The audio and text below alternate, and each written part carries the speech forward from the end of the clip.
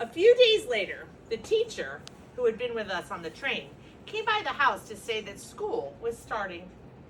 The village didn't have an empty building big enough to hold the evacuated children, so the evacuees had to share the village school. The regular village students would attend their regular teachers from 8 until noon. Then the evacuees and the evacuated teachers would go from 1 in the afternoon until 5. The teacher gave Miss Smith directions to the school. "We'll see you Monday afternoon," she said to Jamie as she got up to leave. We'd all four been sitting in the main room of Miss Smith's house on the squishy purple chairs and sofa. Miss Smith had made tea. Now she smiled quizzically at the teacher and said, "Ada, too, of course." I don't know how I looked, but Jamie's and the teacher's mouth fell open. The teacher's mouth closed first. "Ada's not on our list," she said. "I told you that when I gave you their mother's address. We've only got Jamie down." Jamie said, "Ada's not allowed to go outside." I said fiercely, "That's rubbish. It was only ever in London, and you know it, but not school," said Jamie. I'd never been, never thought about going, but why not? I could get there on my crutches. It wasn't that far. Miss Smith argued that lists didn't matter. Surely the lists weren't accurate, and besides, many of the children had already gone back to London. There had to be room for me. "Room?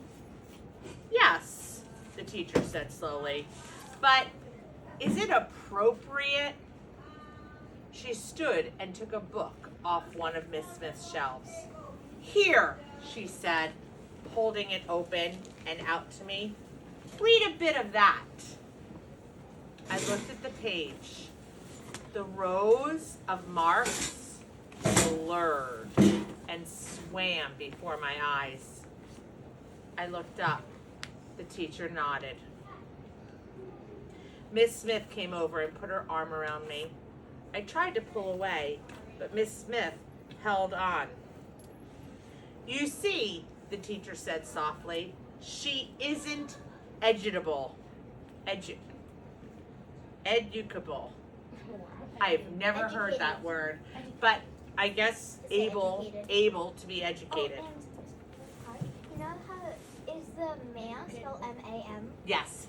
Turns out it's not man. I actually found out from watching like a show with an accent. It's sort of like mom. Mom? It's like mom. Mum? Mom. Well, usually that's M-U-M.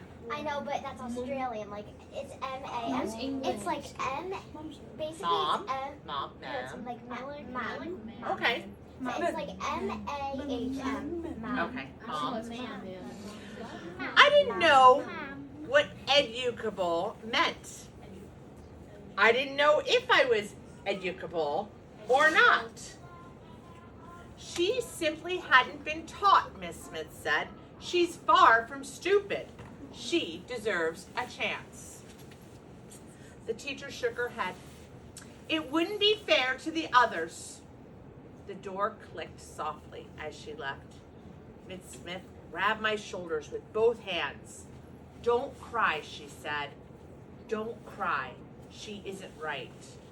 I know you can learn. Don't cry." Why would I cry? I never cried. But when I shook myself free of Miss Smith's grasp, tears shook loose from my eyes and slid down my face. Down my cheeks. Why would I cry? I wanted to hit something, or throw something, or scream.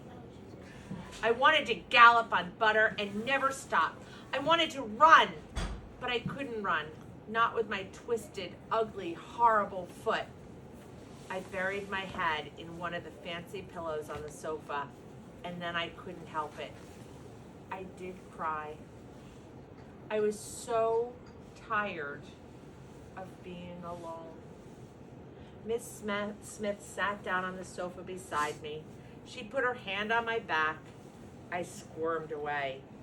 Don't worry, she said, almost like she cared about me. They're wrong. We'll find another way. I know you aren't stupid, she continued. Stupid people couldn't take care of their brother the way you do. Stupid people aren't half as brave as you. They're not half as strong. Stupid, simple, educable, thoughtful, all just words. I was so tired of meaningless words. Educable. That night, after our baths, Miss Smith came to the doorway of our bedroom before we fell asleep. She hesitated. I brought you something, she said. This was my favorite book to read when I was a little girl. My father used to read it to me at bedtime. I thought I'd start reading it to you. I turned my head away. More words. Jamie asked, "Why, miss?" "I wish you'd quit calling me miss," she said, pulling the chair close to Jamie's side of the bed. "My name is Susan. You should call me that. I'm reading it to you because I think you'll enjoy it." Jamie said, "Why would we enjoy it?" Miss Smith didn't answer. She said, "This book is called The Swiss Family Robinson. Listen." She cleared her throat and began. "For many days we had been tempest-tossed. 6 times darkness closed over a wild and terrific scene." I buried my head deeper into my pillow. The drone of her voice sounded like a fly buzzing against a window. I fell asleep. That is great figurative language though, right? The drone of her voice sounded like a fly buzzing against the window. So you can really kind of start to almost hear that. You know what that fly sounds like, and you can imagine what it would sound like. Can't ignore it. In the morning, though, those first words stuck in my head until I couldn't stand it anymore. "Miss," I said at breakfast, "what's tempest-tossed?" Miss Smith looked at me over a mug of her tea. "Caught in a storm," she said. "Wind and rain and lightning. And if you're in a boat at sea, you get tossed from side to side. You're almost thrown about because of the storm." I looked at Jamie. "That's us," I said, "all thrown about. We're tempest-tossed." He nodded. I turned back to Miss Smith. "What's educable?" She cleared her throat. "Able to be educated," she said. "Able to learn. You are plenty able to learn. Ada, you are educable." "I know you are. That teacher is wrong." A plane zoomed overhead. Jamie jumped up. We heard and saw planes all the time now because of the airfield, but Jamie never tired of watching them. I got up to go out too. "Ada," Miss Smith said, "if you like, this morning, I'll start to teach you to read." I edged away. "No, thank you," I said, using manners she taught me. "I want to go look at the planes." She shook her head. "That's not true." Yes. I think the planes might be the thing on the cover. Could be. Yep, there is a plane on the cover. There'd be yeah. No, the planes are actually planes. Yeah, planes are actually planes. "I want to talk to Butter." Miss Smith leaned forward. "You're perfectly capable of learning. You mustn't listen to people who don't know you. Listen to what you know. To yourself." What I knew, what I'd learned looking out a single window, I knew nothing. Words, she used. Capable, tempest tossed. Even little words, sea. What was a sea? Boats came down the river Thames. Was a sea the same as a river? I knew nothing. Nothing at all. I need to see the pony, I said. She sighed. Suit yourself, she said, and turned away. I found a brush in the storeroom, and I used it all over Butter's yellow coat. Dust and loose hair flew up. I could tell he liked it. Good, isn't it? I asked him. Gets the itches out. My skin didn't itch the way it used to. The stinky lotion cleared up the rough patches on my skin, and my head felt better now that Miss Smith brushed my hair for me every morning. She braided it for me into a single plait down my back, so it stayed neater, out of my way and in the wind, and wasn't as tangled at night. She brushed me the way I brushed Butter, which was odd, no matter how I thought about it. Look, Jamie cried, pointing at the sky. It's a different one. He ran across the pasture, trying to get a better view of the plain. I rode Butter twice around the field before he got me off. At lunch, Miss Smith said she would walk Jamie to school for the first day. You'll be all right by yourself, Ada, she asked. Or you could come. I shook my head. I wasn't going near school, and that turned out to be lucky. The minute Miss Smith left with Jamie, I climbed back onto Butter, and so I was there when the strange horse jumped into our field. Oh, what? You ready? Chapter 15. We have 10 minutes to go. Are you getting tired, Miss Ashley? I'm okay. You want to let someone else hold the phone? No, I'm all right. Okay. Chapter 15. It happened like this. I was walking Butter in circles, practicing making him turn. I heard a sound, like hoofbeats, coming from the road. I stopped to look, but couldn't see anything through the trees. A plane took off from the airfield and screamed straight over our heads, just as a horse and rider came into view. Butter didn't mind the plane. He saw dozens of planes take off every day now. But the other horse, a big brown one, wheeled in fright. His rider pulled the reins sharply to keep him from bolting, but he wheeled again and then jumped forward off the road and onto the verge, nearing, chesting the stone wall into our field.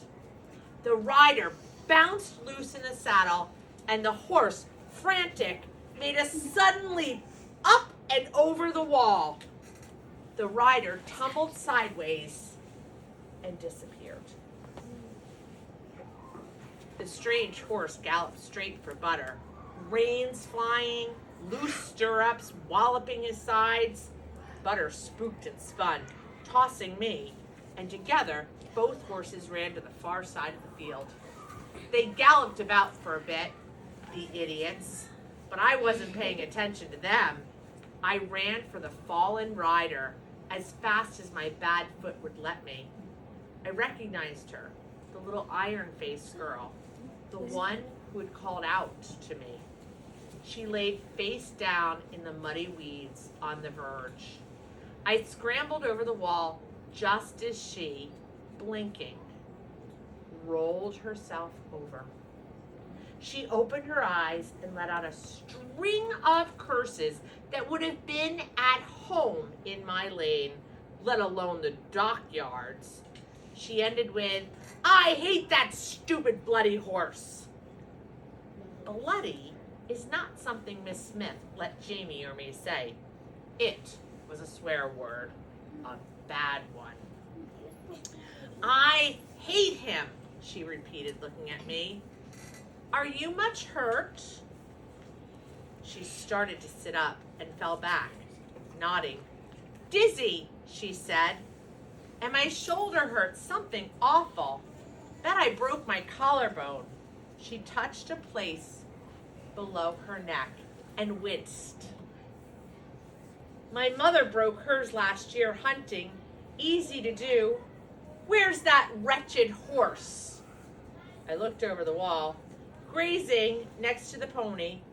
Acts like nothing's wrong. She pulled herself slowly to a sitting position. He would. I hate him. He belongs to my brother. She started to stand and gave a small cry and sat back down with a thump. Her skin went pale, then an interesting shade of gray. Better stay still, I told her.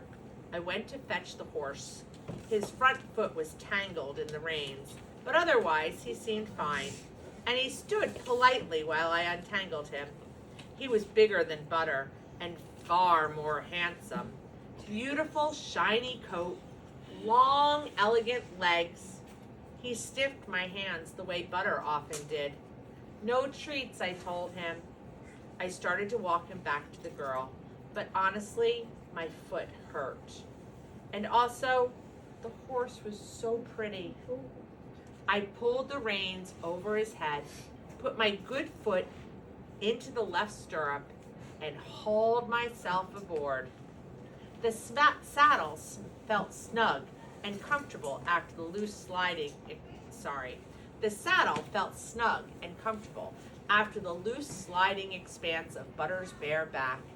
I couldn't put my bad foot into a stirrup, but I liked the feel of the stirrup on my good foot. I gathered the reins up, and the horse delicately arched his neck. I thumped him with my heels, and he nearly bolted. My mistake. Clearly the horse responded to much softer signals than Butter. I pulled him back and used my legs very gently. He walked forward, a fine, long-striding, loopy sort of walk. Now the girl was standing, hanging onto the wall. She called, "Take him around by the gate." I had a better idea. The horse had jumped in. It could jump out. Oh no. That's gonna end. If you stop here. Yeah, that sounds like a bad idea, right? She's gonna try to jump the horse. Don't stop, please don't stop. Oh, I don't know. We're running out of time. Keep going. Stop. Okay. I kicked him forward. He took a few enormously bouncy strides, then settled into a nice, smooth run. Oh, I thought, my breath catching in my throat. This was what it felt like to move fast without pain. I pulled on the reins and aimed the horse straight for the wall. He never hesitated. Up and over in one small, smooth bound. Flying. I held onto his mane with both hands and flew with him. We landed together on the other side. I laughed out loud. "Show off," the girl said, but she was laughing too. Lucky you there isn't another airplane. Lucky me, I said. Can you ride him now? She moved her right arm experimentally and winced. I'll never be able to hold him, she said, not one-handed, and my head hurts terribly. Can I get up behind you? I scooched forward. The saddle was plenty big. I took my foot out of the stirrup and helped pull her onto the horse. You can have the foot things, I said. She put her good arm around my waist. They're called stirrups, she said, slipping her feet into them. Just go back the way I came and walk, please. My head feels like it's smashed in two. A trot would be the end of me. Her name was Margaret. Her mother was the head of the Women's Volunteer Service, which was why she was in charge of the evacuees. But that's not all. Margaret said she does war work all the time. She's trying to stay busy so she doesn't have time to worry about Jonathan. She wants to win the war herself before he's a part of the fighting. Jonathan, Margaret's brother, was learning to fly planes at a different airfield, far from here. He left Oxford to do it, Margaret said. College, Oxford College. A lot of men had to leave college to go work in the war, so that wasn't uncommon. You talk like our evacuees, she said, the same funny accent. I said, you talk funny to me. She laughed. I guess, but you can ride. And our evacuees, the ones staying with us, are all terrified of horses. Where'd you learn to ride in London? Didn't. Just teaching myself here. Well, you're pretty good. On a posh horse like this one, anyone would be, I said. Our pony has me off half a dozen times a day. Ponies are snakes, she replied. Sneaky devils. You should see what mine gets up to.